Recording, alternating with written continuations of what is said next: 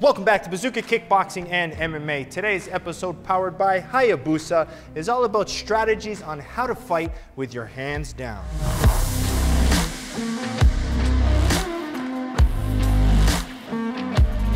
All right, in today's episode, I'm going to give you strategies and ways to fight with your hands down, but it seems opposite of what your coach tells you.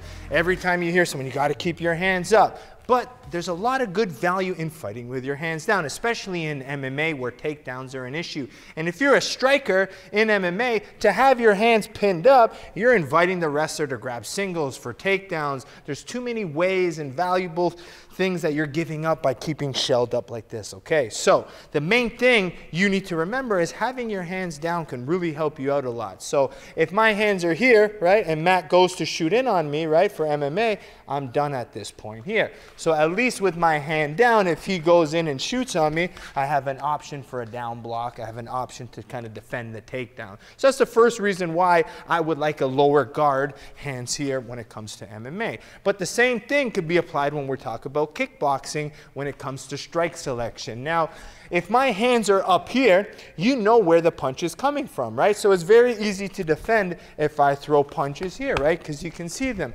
But now when I drop my hands a little low, whether I'll always try to keep one maybe slightly up, but my lead hand low, kind of having this little Philly shell modified here, is good because this hand here now, you can no longer see it. It's below the eye line. So when I can create feints up here, they don't see the hand coming up here very well. So it's a nice up jab from that position.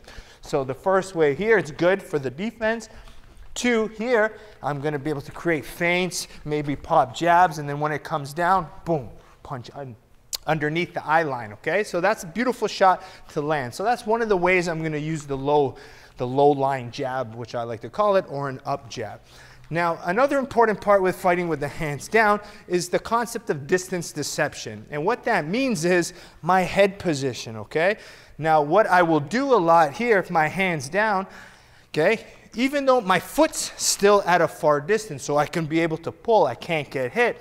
But what I do is I kind of leave my head out here a little bit to make you think you can hit it so I can pull back, right? Or I can pull counter off it very well, okay? So I give you the idea of distance deception so I can come back and counter very well with it, okay? So here, leave my head, thinks it's open, lets me pull very well, and then I can come back and to attack how I want to, okay? So making sure you understand distance is very important. That's why if you're more of a newer fighter, this isn't the best strategy for you. You have to have sharp eyes once your hands are down, right? Now, with my hands here, I can rely on elbows, forearms, so Matt punches me, right? I can block here. But now with my hands down, it's my eyes, so I want to be able to play and understand range and distance, okay? So the last way I like to use the low line, okay, and the low hands is using them as feints, okay? With my hands down like this, and I'm using here, right, automatically, okay, my opponent or my partner is going to think I'm being very boxing focused, right? If I line up here, leaving the head, and I'm feinting, boom, I pop my up jab. Now from here, once I create a feint, he thinks the low line's coming, I'm going to get a reaction where he's going to slightly exit. So I come here, boom. So I like to use the low hands to give my opponent the illusion that I'm going to be boxing. Now, once I set them up well, right, boom, I can hit here. He comes back, he throws, I use my distance deception, I counter. And then when I come in here and I start feinting, boom, right? At that point now, he thinks I become very boxing focused, and then you can really chop the leg. Okay? Now, the one last point, and one person I'm going to reference in it because he does it very well, and he's used it in kickboxing and now using it in MMA, is Alex Poatan Pereira, right? We see him fighting Izzy coming up. So what he does a lot of times, and if you see him, his hands are never really up. They're always really low. So what he uses a lot is his head movement.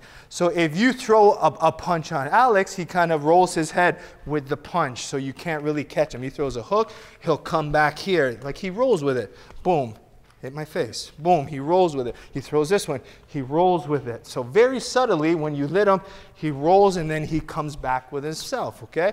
So learning to roll with it, give the distance deception, allows you to counter back very well.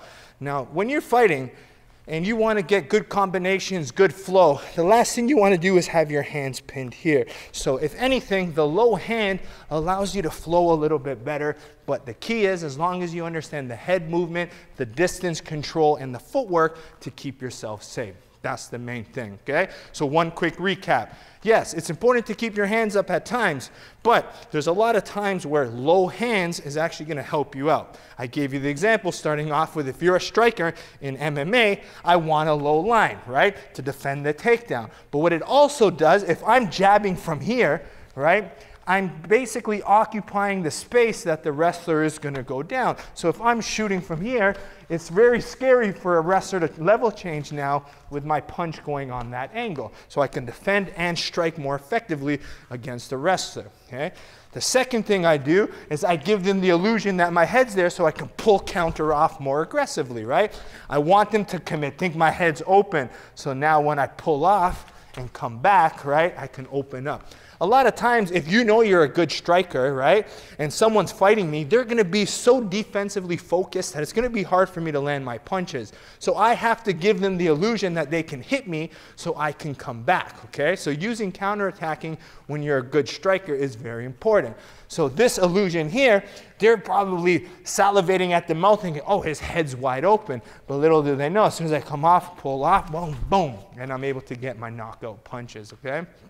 So understanding that distance deception, that range, and the strategies can really help you out. So yes, when you practice in the beginning, if you're a newbie to martial arts, you need to practice everything coming from here. But you're going to realize when you get to the higher levels, you have to have different variations. You have to have different forms of defense. And you got to have different forms of hand positions, whether I'm high guarding, whether I'm playing in a Philly shell, you know, whether I'm playing a little bit more peekaboo style, whether I'm southpaw with my lead hand out. There has to have different variations and looks to confuse your opponent, find different angles. It's just a part of martial arts as you progress, not to be so one-dimensional, okay? So practicing high guard mixed with the low line is the first way I start, and then when you get comfortable, add in the pull counters, all in those kind of mixed in kind of different head movement patterns, okay? So I hope you learned a lot in today's episode. Make sure you keep liking and subscribing to Bazooka Kickboxing and MMA, and make sure you support the sponsors because they support us here at Bazooka. So first of all, I want you to support Hayabusa by going to Hayabusa Fight, all linked in the description below. The T3 line, whether it's the MMA gloves or the boxing gloves, my personal favorite. And we have Perfect Sports Nutrition. If you use code Bazooka20, gets you 20% off your supplements, linked below. My daily has to be my branched chain amino acids. I love the Altered State pre-workout, and protein is my daily routine. Last but not least, we have bazookatraining.com, online curriculum taught by me, which we just counted. We have over 300 videos for you to learn from, okay? And it's only less than $10 a month, and every week you get brand new videos that all different categories. We have bag workouts, home workouts, tutorials, sparring drills, so many things to learn, endless for you to practice, okay? And the best thing is you can watch a video once, learn it, kind of go back, and I have different levels, so you're always going to continually rewatch, go back to things, so it's endless learning for you to get onto for less than $10 a month. I think it's worth it for everybody, okay? Like, subscribe, share, and we'll see you next time here at Bazooka Kickboxing and MMA. Welcome to Bazooka Kickboxing and MMA online training. I'm Bazooka Joe Valtellini, the owner here at Bazooka Kickboxing and MMA. Over the past year, I've designed and created a website to teach Bazooka curriculum at home and across the world. The purpose of this website is for you to, one, hit your fitness and health goals, all while learning world-class martial arts instruction from me.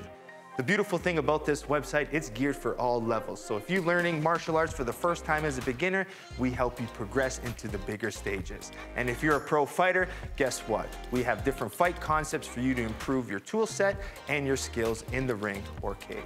As the fastest rising kickboxing world champion and a lifelong martial artist with over 30 years of experience, I've been able to combine my passion for martial arts and teaching to create this website. This website's going to give you some of the tricks, secrets, and inside look at some of the training I use to win my world title. Once you subscribe to this site, you're going to be getting weekly training videos and tutorials that you can do from anywhere. The sections are broken up into 3 parts. The first is bag workout. So if you have a bag at home or at your gym, you can use these workouts to supplement your training. The second is at-home workouts. A lot of us don't have the room for a bag or a bag in general, so these workouts are for no equipment needed and you can do them anywhere.